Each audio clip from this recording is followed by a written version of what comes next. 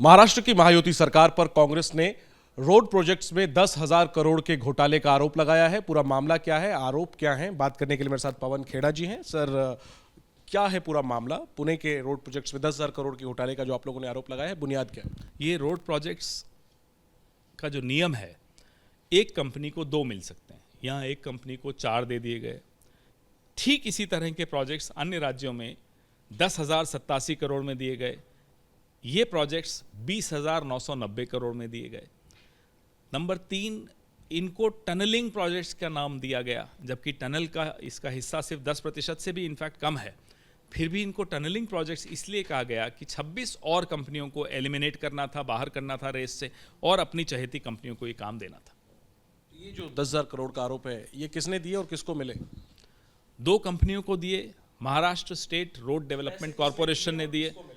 अब वो तो आप जानते हैं कौन सत्ता में है, ईडी सीबीआई कौन कंट्रोल करता है, तो उन्हीं को मिले होंगे, हमें और आपको थोड़ी देंगे। एक मैं आपके प्रेस कॉन्फ्रेंस सुन रहा था, आपने बीजेपी को बी कंपनी का नाम दिया है, नया एक शब्द कॉइन किया। ये क्या है बी कंपनी, और इसके जरिए कांग्रेस क्या कहना चाहती है? आप जब स्कूल में थे तो आपने डी कंपनी सुना होगा, स्कूल में क्या कॉलेज में भी सुना होगा, अभी भी सुनते हैं डी कंपनी।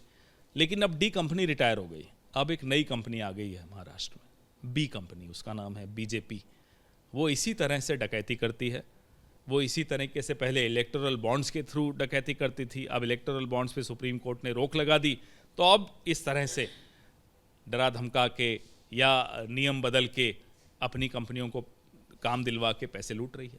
सर, अगर कांग्रेस की सरकार बनी, कांग्रेस अलायंस की सरकार बनी, तो क्या ये जो आप आरोप लगा रहे हैं इसमें कार्रवाई होगी, और किस तरह की कार्रवाई? अवश्य होगी, जांच होगी, जो भी जिम्मेदार है, और हमें पूरा भरोसा है कि जो जिम्मेदार है वो दिल्ली में है, मुंबई के मंत्रालय में नहीं है।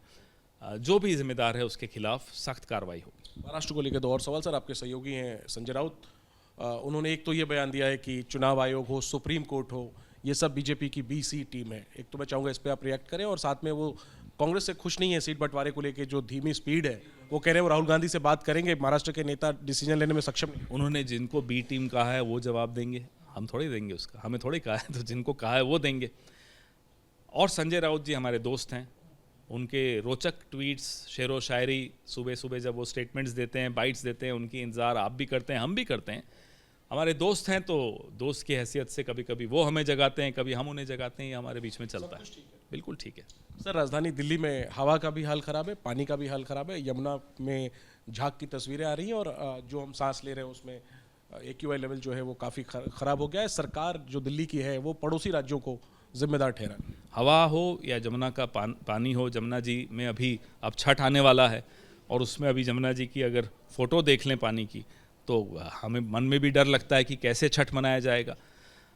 हवा की ये स्थिति 98 से पहले हमने देखी थी, और जब कांग्रेस की सरकार आई, शीला दीक्षित जी मुख्यमंत्री बनी, उन्होंने औद्योगिक इलाके, रिहायशी क्षेत्रों से बाहर निकाले, उन्होंने CNG इंट्रोड्यूस किया, डीजल की पर बैन लगाया, और ऐसे कई कदम उठाकर फ्लाईओवर्स बनाए, मेट्रो लाई, कई कदम ऐसे उठाए जिससे प्रदूषण से जंग जीती गई।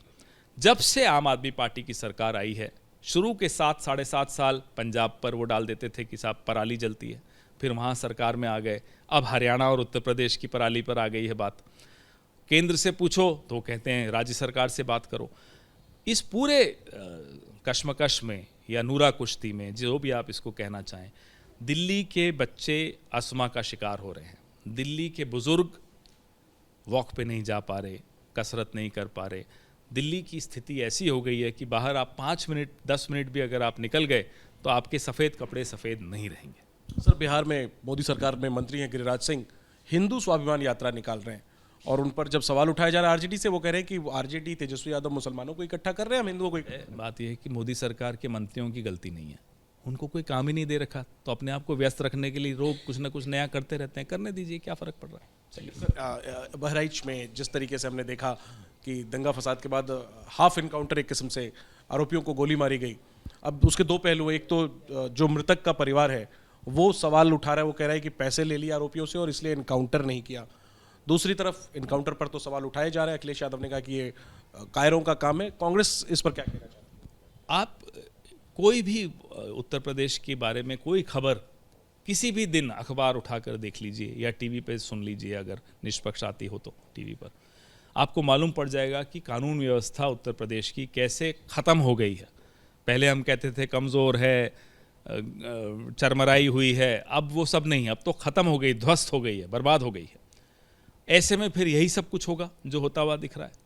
एक आखिरी सवाल, प्रधानमंत्री मोदी ने कांग्रेस पर निशाना साधा है। जो चंडीगढ़ में मुख्यमंत्रियों और उप मुख्यमंत्रियों की बैठक हुई एनडीए के, उसमें उन्होंने कहा कि जब कांग्रेस खतरे में आती है पार्टी, तो वो संविधान खतरे में बोलती है और इस किस्म से गुमराह कर। पहले नरेंद्र मोदी जी उन तमाम नेताओं के खिलाफ एक्शन ले लें भाजपा के, जिन्होंने लोकसभा चुनाव में खुलकर कहा था संविधान को बदलना है। पहले उन पर एक्शन लें। फिर राष्ट्रीय स्वयंसेवक संघ पर एक्शन लें, जिन्होंने संविधान का विरोध कई सालों तक किया, उनके खिलाफ एक्शन लें। उसके बाद उनकी बात संविधान के बाबत हम सुनेंगे, नहीं तो क्यों सुनेंगे उनकी बात। कांग्रेसी प्रधानमंत्रियों में संविधान खतरे में आया था। अरे छोड़िए ना, आप क्यों उनको सुनते हैं, अपना समय ज़ाया करते हैं। हम तो नहीं सुनते उनको। इस देश में समय है कहाँ आपका? आप तो मीडिया में है इतना समय कि प्रधानमंत्री का भाषण सुनो। उनकी अपनी पार्टी के लोग नहीं सुनते और आप सुन रहे हैं, बताइए। शुक्रिया पवन जी बात करने के लिए। तमाम सवालों का जवाब देते हुए कांग्रेस नेता पवन खेड़ा। कैमरा पर्सन सुनील के साथ Jainendra, ABP news, Delhi. For exclusive and insightful videos, subscribe to our new channel ABP Live Premium.